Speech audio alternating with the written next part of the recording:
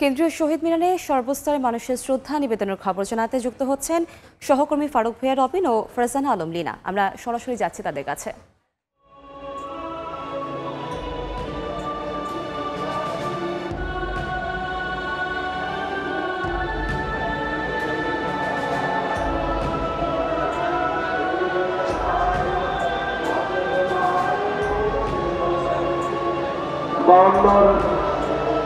ভাষা শহীদদের প্রতি শ্রদ্ধা নিবেদন করছেন বাংলাদেশ উন্মুক্ত বিশ্ববিদ্যালয়ের মাননীয় আমার ভাইয়ের রক্তে রাঙানো 21শে ফেব্রুয়ারি আমি কি ভুলতে পারি না, ভোলার নয়।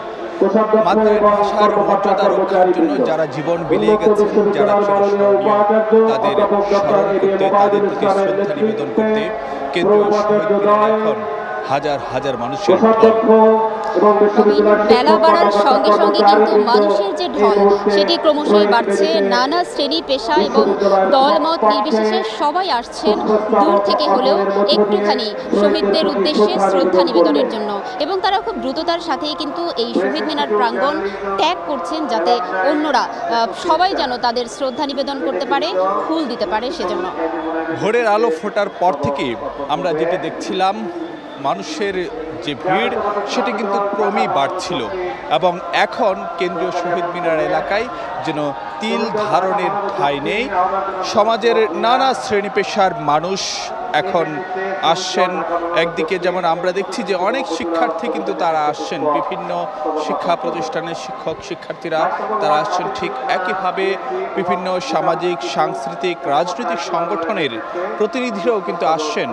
1952 সালের 21শে ফেব্রুয়ারিতে যারা নিজেদের বিলিয়ে দিয়ে মায়ের ভাষার মর্যাদা রক্ষা করেছেন, রাষ্ট্রভাষা হিসাবে বাংলার স্বীকৃতি আদায় করেছেন, তাদের প্রতি শ্রদ্ধা নিবেদন করার জন্য, তাদের প্রতি সম্মান দেখানোর জন্য, এবং ভাষার এই মর্যাদা রক্ষা করার যেই তাড়না সেটাই কিন্তু আমরা এখানে দেখতে পাচ্ছি যে এখানে যারা আসছেন তাদের কথাই তারা সবাই কিন্তু বলছেন যে বাংলা ভাষাকে যতটা মর্যাদা দেওয়ার প্রয়োজন সেখানে কিন্তু এখনো যথেষ্ট পরিমাণ ঘাটতি রয়ে গেছে।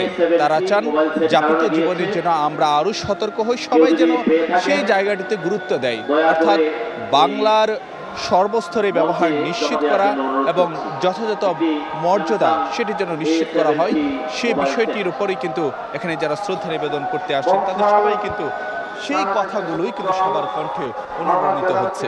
একদমই। চিঠিটা তার পকেটে ছিল, ছেঁড়া আর রক্তে ভেজা। মাগো, ওরা বলে তোমার কথা শুয়ে, তোমার কোলে শুয়ে গল্প শুনতে দেবে না। বলো মা, তাই কি হয়? তাই তো আমার দেরি হচ্ছে। তোমার জন্য কথার ঝুড়ি নিয়ে তবেই না বাড়ি ফিরব। এমন অসংখ্য চিঠি, এমন অসংখ্য কথা হারিয়ে গিয়েছিল। রক্তাক্ত বাংলার আনাচে কানাচে এখানে ওখানে পড়েছিল রক্তাক্ত অবস্থায়। সেগুলো আর আসেনি মায়ের হাতে। সেই খোকারা আবার বাড়ি ফেরেনি। সেই যে বীর শহীদ, তাদের রক্তের বিনিময়ে, তাদের আত্মত্যাগের বিনিময়েই আজ আমরা দাঁড়িয়ে আছি এই কেন্দ্রীয় শহীদ মিনার প্রাঙ্গণে। কথা বলছি বাংলায় আন্তর্জাতিক মাতৃভাষা দিবস এবং মহান ভাষা আন্দোলন দিবসে সম্মানের সাথে আজকের দিনটি উদযাপিত করছি। তার সঙ্গী হয়েছি আমরাও। রবিন, ভাষা আন্দোলন সেটা কিন্তু আমাদের যাপিত জীবনে নানানভাবেই কিন্তু এটি অনুপ্রাণিত করে। একদিকে যেমন আমাদের মাতৃভাষার মর্যাদা রক্ষার জন্য প্রতি বছরই 21 এসে আমাদের স্মরণ করিয়ে দিয়ে যায় যে আমাদেরকে এই বাংলা ভাষার বিষয়ে আরও যত্নশীল হতে হবে তার মর্যাদা রক্ষার জন্য। ঠিক একইভাবে প্রতিটি রাজনৈতিক আন্দোলন বলি, সামাজিক আন্দোলন বলি কিংবা অধিকার আদায়ের আন্দোলন বলি, সব জায়গাতেই কিন্তু এই 21 আমাদেরকে নানাভাবে অনুপ্রাণিত করছে।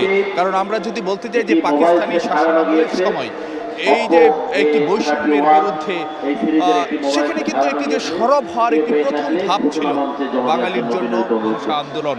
সেখানে যখন বলা হলো উর্দু এবং একমাত্র উর্দু হবে পাকিস্তানের রাষ্ট্রভাষা, তখন কিন্তু বাঙালি ফুঁসে উঠেছিল, বিশেষ করে তরুণ সমাজ শিক্ষার্থীরা। তারা কিন্তু যেটি বলতে চেয়েছিল যে যেখানে সংখ্যাগরিষ্ঠের ভাষা বাংলা, সেখানে অতি মুষ্টিমেয় কিছু মানুষের একটি ভাষাকে রাষ্ট্রভাষা হতে পারে না। তারই ধারাবাহিকতায় কিন্তু আমরা পরবর্তীতে নানা সময় দেখি যে এই একুশ আমাদের যাপিত জীবনে বা রাষ্ট্রীয় জীবনে, সামাজিক জীবনে, রাজনৈতিক জীবনে আমাদের অধিকার আদায়ের ক্ষেত্রে অনুপ্রেরণা জুগিয়েছে। তো সেই একুশের পথ ধরেই সবাই এগিয়ে যেতে চান, এই প্রত্যয় কিন্তু এখানে যারা শ্রদ্ধা জানাচ্ছেন তাদের সবার কণ্ঠে অনুরণিত হলো।